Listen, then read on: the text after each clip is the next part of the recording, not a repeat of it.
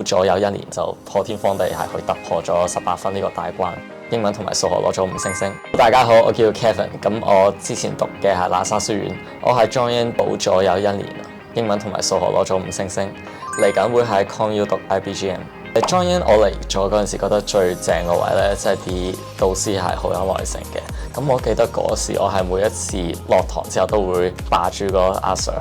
喺度問嘢，然後我係成日每個星期寫多於1篇文俾佢嘅。咁佢從來都係會好快，然後好有耐性地改翻俾我。我最有印象嘅係我上年大概好似9月份嗰陣時上完堂啦，咁我又係追住 Danny Sir 問咗8個字嘅嘢，主要係講緊我篇作文係應該點樣提升。因為嗰時我篇作文咧其實係可能5星左右呢個 range stuck 咗好耐，咁佢同我講完之後令我真係可以理解到點樣去寫好啲。咁下次我再教翻咧就